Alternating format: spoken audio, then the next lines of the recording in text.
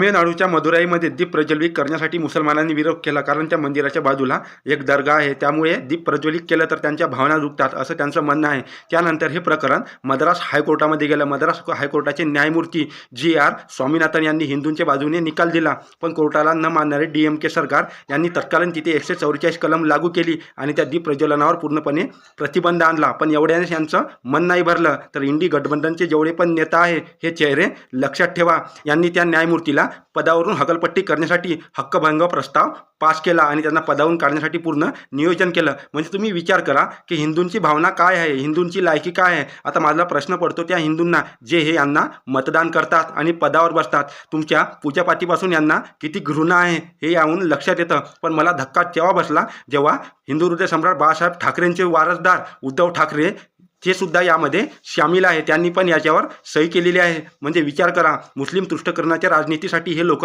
कुठल्या थराला जाऊ शकतात. हिंदूंच्या भावनेचं यांना काही देणं घेणं नाही, हिंदूंच्या श्रद्धेचं यांना काही देणं घेणं नाही. म्हणून सांगतो हिंदूंनो, जागृत व्हा, अजून वेळ गेलेली नाही.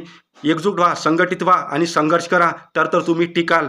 एवढी गोष्ट लक्षात ठेवा. तुम्ही जर जागे झाले नाही तर एक दिवस आज बहुसंख्यक असूनसुद्धा तुम्हाला पूजापाती करण्यापासून थांबवलं जातं. कोर्ट, न्याय, संविधान या देशामध्ये असूनसुद्धा तुम्हाला थांबवलं जातं. तर जेव्हा हे लोक बहुसंख्यक होतील तेव्हा तुमचं काय होईल विचार नक्की करा. आणि तुम्हाला वाटत असेल की आमचा आवाज बुलंद व्हावा तर हा व्हिडिओ जास्तीत जास्त शेअर करा आणि हिंदूंपर्यंत पोहोचवा. संघटित व्हा, जागृत व्हा आणि लढा, तर तुम्ही टिकाल. राम राम.